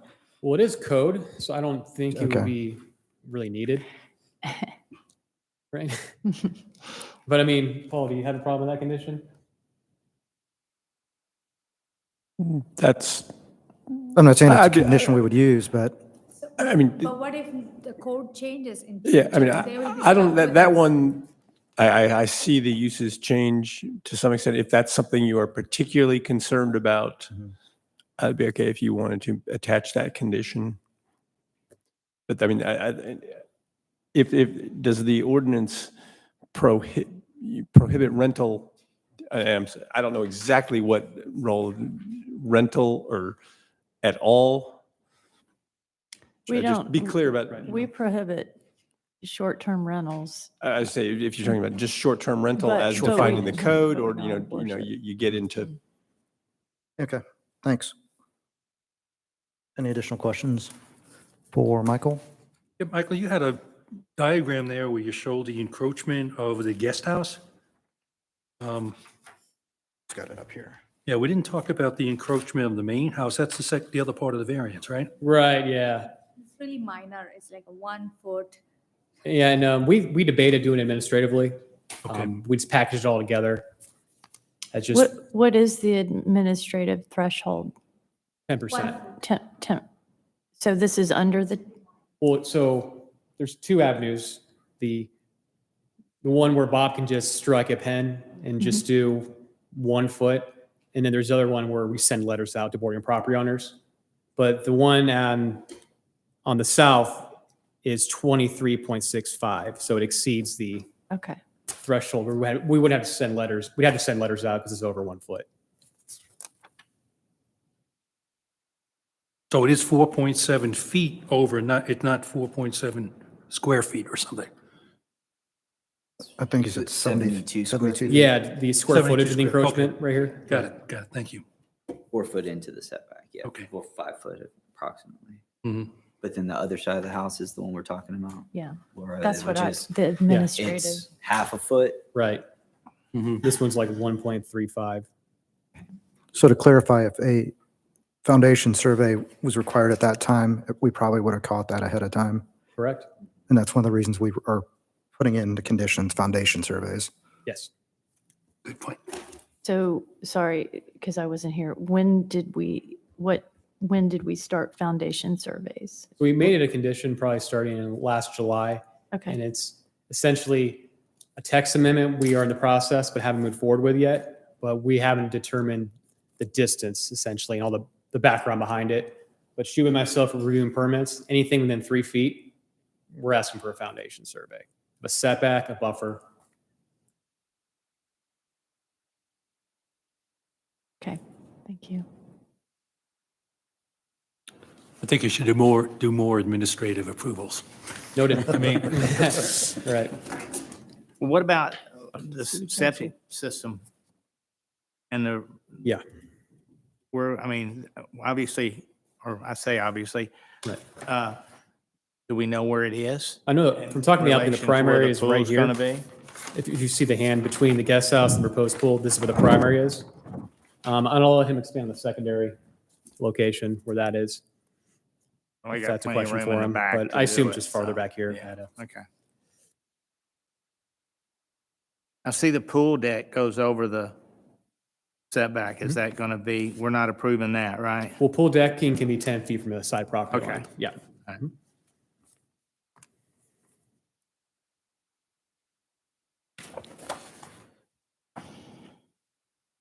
Michael, I know you didn't have this as a condition. Is there any concern in terms of additional screening or anything that may be required either for the pool? Mostly around the pool side of that. I think if there was any additional screening, it'd be for the guest house. Or for the guest house, okay. Yeah. I mean, let me show you pictures to kind of show. So this is the most effective property in essence. Actually, I have a pretty good picture. And this is facing the property right here. Most closest to the guest house to the south. I think I have another picture too. Yeah, it kind of shows it's very visible. The architecture does match the house. I think that was done on purpose. Is that road, is that the property line? So it's a flag lot for this 16049 Hopewell okay. Road. That's their access right here. Oh,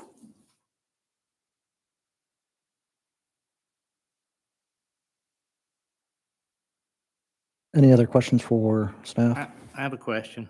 I mean, so the property line backs up to that road, that access road, correct? Yes. So you have the 25 feet, then you have the road, then you have another 25 feet on the other side of the road.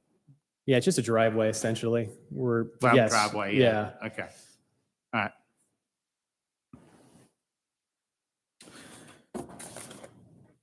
Any other questions for staff? Thank you, Michael. Thank you. We'll have a combined 10 minutes for the applicant to make any opening presentation, public comment from anyone wishing to speak in favor, and a closing statement from the applicant. We'll also have 10 minutes for anyone wishing to speak in opposition.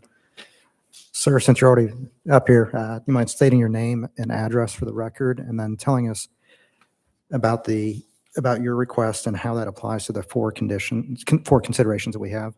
Thanks. Good evening. My name is Max Yeremich with Civil Ace Engineer, and I'm representing the Martinenko family. For your understanding, we have provided the following justification for granting this variance request. Relief, if granted, would not offend the spirit or intent of the ordinance. The main residence was constructed by the owner with the intent to meet all the requirements of the city's permit and construction codes. The accessories structure has been on the property for more than 30 years, and it has been renovated to be in character with the city. The ordinance would create an unnecessary hardship. Yes, it would not be possible to move or reconstruct the main residence and the accessory structures without significant financing cost. Relief, if granted, would not be a deterrent to the public good and surrounding properties. Since the encroachment is very small, it is not visually noticeable, and the main residence and accessory structure confirms the character of the city. That the public safety, health, and welfare are secured and that justice is done. The encouragement would not cause any observable impact to public safety, health, and welfare. That's all. Question for you. And staff may have addressed this earlier. The encroachment was discovered with the pool permit, is that correct? Yes. Okay. And subsequently the home as well, with the administrative piece of that? Correct. Okay. Yeah. Any questions for the applicant at all? Where was the secondary drain field for the septic? Can you point out, Michael, on the site, can you put the site plan up, please?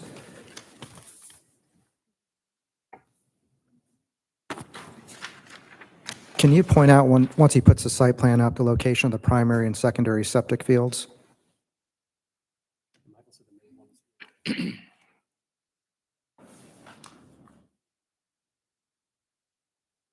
Oh, he doesn't. Engineer, Michael.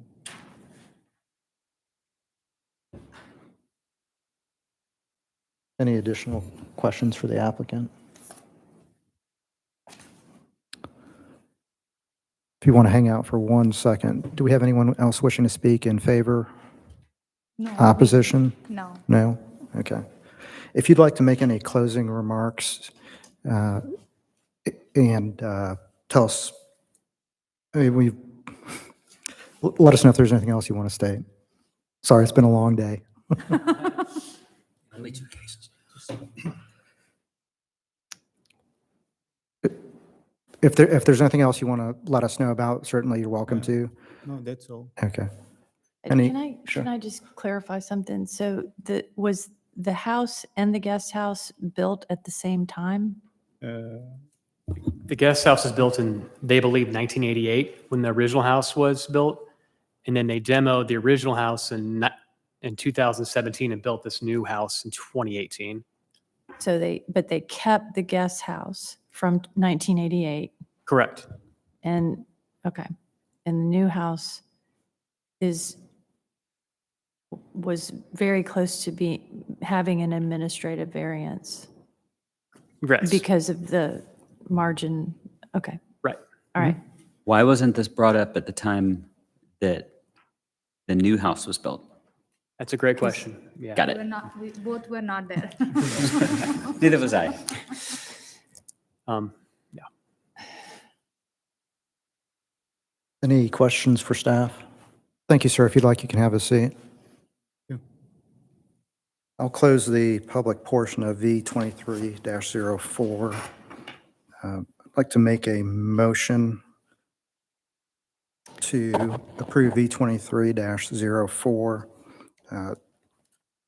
to allow the existing family home to encroach in the 25-foot setback requirement on the north side of the property by 0.6 feet and 25 feet side setback requirement on the south side by 1.4 feet. The second portion of the variance is to allow an existing guest house to encroach in the 25-foot side setback by 4.7 feet with the following conditions. Per the site plan from Civil Ace Engineering received on January 31st, 2023 by Community Development Department. And the second condition is to provide a foundation survey during the permitting process of the future pool. Second. Got a motion from Hodge and a second from Laura. Discussion. I'll just make a comment since we're in discussion. It's probably, my opinion is the Community Development Department should consider when we have cases like this where someone's putting a pool in and there's no major issue, that these kind of things should be considered as a pass-through from the Community Development Department, even if it was a larger encroachment. I think we're getting more and more of this where someone has an existing residence and they want to put a pool in, and then we find some small thing where they're not in compliance. I would just suggest. So Don, I think several years ago, there wasn't really an administrative variance and we had cases similar to this coming to us. And so what we did is we had worked with the staff and community development, probably even city council, I believe, where we allowed for that administrative variance to be expanded because it was 2 feet or 1 foot. Yeah, that's good to know. And so a lot of those cases we don't really see anymore Okay. because they're doing them administratively. I think they left this one on because we had to deal with the guest house anyways.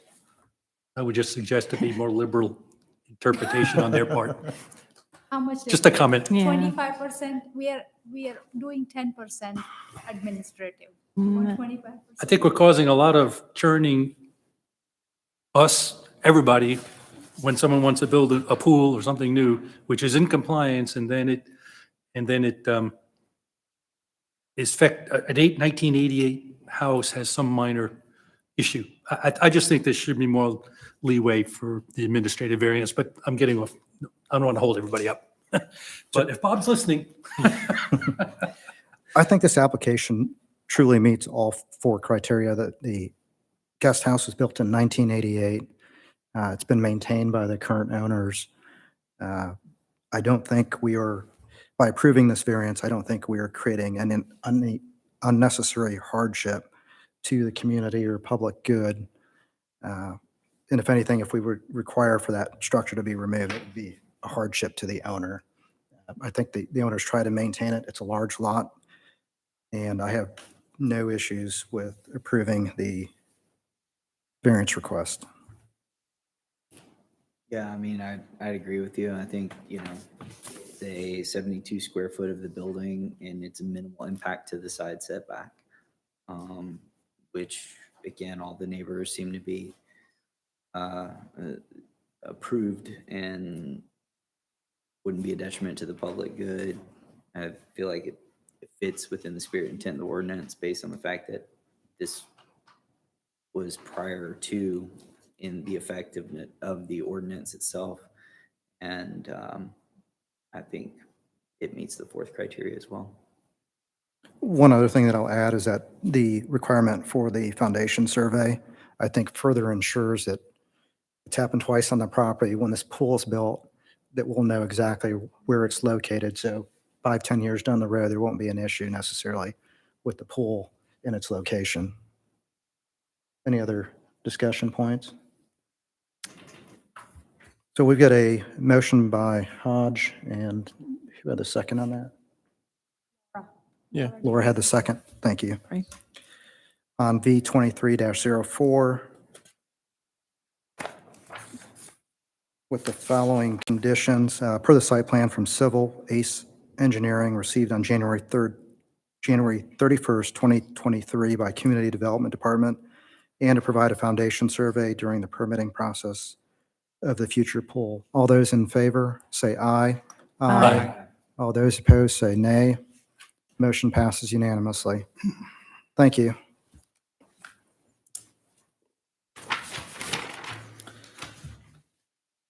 On to item 7 on our agenda, consideration of appeals and secondary variances. Item 8 on our agenda is old business. None. Item 9 is new business. None. Item 10, I'd like to make a motion to adjourn. second. Second. We've got a motion from David, a second from Hodge to adjourn. All those, is there any discussion? I didn't think so. All those in favor say aye. Aye. All those opposed say nay. Motion passes unanimously. Meeting is adjourned. Hey, Paul, can we keep this or? Yeah. Yeah, thank you. Train, okay.